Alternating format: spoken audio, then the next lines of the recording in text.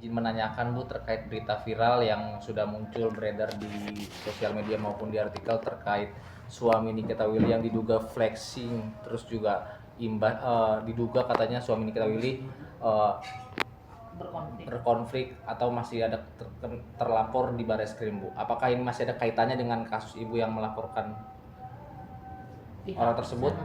Saya perkirakan ini hubungan ini perkirakan ya. Saya tidak tahu, tapi saya perkirakan ini hubungannya dengan situasi di mana pendemo banyak mempersoalkan masalah ya orang-orang yang flexing. Yang dimunculkan kembali kan masalah Rafael. Rafael kan juga begitu. Dia akhirnya anak-anaknya flexing. Terus ini kan mulai diungkap juga tuh. Jadi itu yang dugaan. Kalau untuk terkait kasusnya Bu, apakah masih ada hubungan? Kasusnya saya anggap ada hubungannya. Hubungannya apa?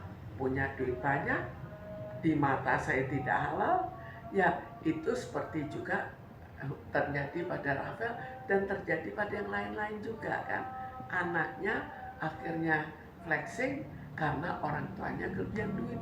Bu, netizen juga Bu menanggapi banyak menyebut bahwa Ibu membayar akun-akun sosmed untuk menaikkan sebuah berita tersebut. Ya, itu terserah netizen lah.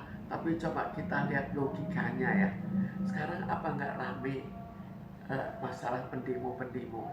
Jadi sangat wajar bahwa itu mulai dimunculkan. Sebelumnya coba lihat, masalah Rafael kan dimunculkan. Masalah Mario Dendi kan dimunculkan.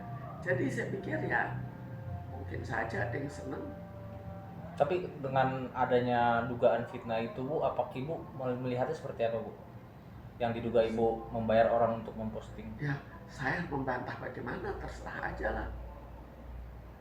Bu, tapi kasus ini, flashback Bu, dikit Bu, untuk status Hendra Priawan ini di Barreskrim seperti apa Bu? Atau sudah stop? Jadi sangat wajar bahwa flexing ini dihubungkan dengan saham, itu wajar saja kan. Kekayaan dari mana? Biasanya orang flexing itu uangnya tidak halal gitu. Itu secara umum dianggap begitu. Sekarang kalau ini tidak halal, ya tinggal kita teruskan pengadilan, itu saja kita buktikan. Karena kalau dulu memang banyak sekali aneh-aneh putusan pengadilan aneh, tapi belakangan kan mulai lebih baik. Mulai misalnya seperti koruptor-koruptor mulai terungkap, walaupun belum sampai apa yang kita harapkan, tapi sudah mulai terungkap. Tapi sejauh ini Bu, kasusnya masih tetap terus berjalan kan Bu? Sudah kasusnya sampai tetap berjalan, tidak pernah diputus. Kalau tidak diputus, artinya tetap berjalan. Bu, mungkin bisa diceritakan juga Bu, Ibu kan selaku tante juga nih Bu, sosok Hendra Priawan seperti apa sih Bu? Mungkin Bu? Ya, sosok.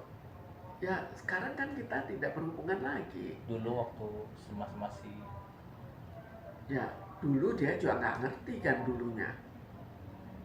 Sekarang ya mestinya dia pasti tahu, masa nggak tahu? Kalau sudah cukup sering di media.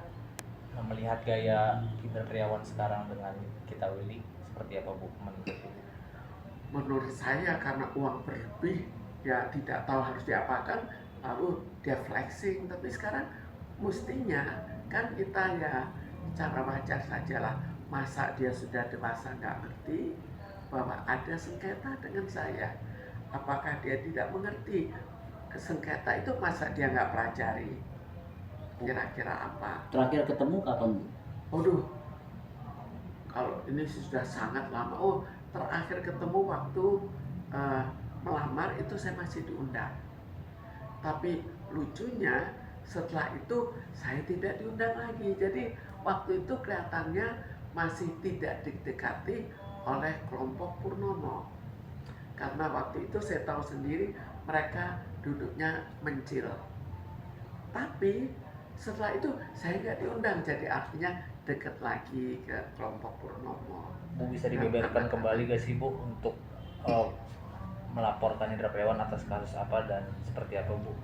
Ya, sekarang Hendra Priawan itu kasusnya adalah kasus bersama-sama dengan Purnomo, bersama-sama dengan semua anaknya Purnomo dan semua saudara-saudara dari Indra Priawan. Dia kan berempat. Bapaknya itu punya 4 anak, 3 dari istri pertama, 1 dari istri kedua. Atas pasal apa, Bu? Jadi ini kan masalahnya adalah masalah penipuan, penggelapan saham. Jadi kita bayangkan penggelapan saham itu pakai tahapan-tahapan. Pertama, dulu kan pernah diekspos juga masalah apa yang telah mereka lakukan, penganiayaan terhadap pemegang saham lain. Ada lagi bagaimana apa yang dilakukan terhadap, selain itu penculikan terhadap saya. Itu kan juga berjalan, penculikan terhadap itu. Saya punya dokumennya, punya bukti-buktinya. Itu bukan tanpa bukti, karena kalau tanpa bukti masih banyak lagi. Bu, soal penculikan Ibu artinya gimana, Bu? Enggak, sekarang ya sekarang apa ya, bagaimana? Soal penculikan berarti Ibu pernah ngalamin juga ya, Bu, dari diduga pihak sana juga, Bu? Mengenai apa? Penculikan. Oh, penculikan itu pernah saya ekspos penculikannya. Penculikannya semua dengan bukti-bukti oleh tim yang namanya tim 14 yang disuruh untuk menculik saya. Itu pernah ada di mana mereka ada dokumennya. Kenapa dokumen itu sampai keluar? Karena mereka meminta ada surat, jadi ada notulen rapat.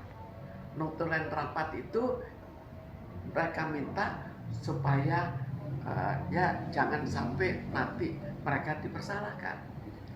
Dan itu dilaporkan ke pengadilan, dilaporkan ke notaris, dibuat lagi surat bermeterai.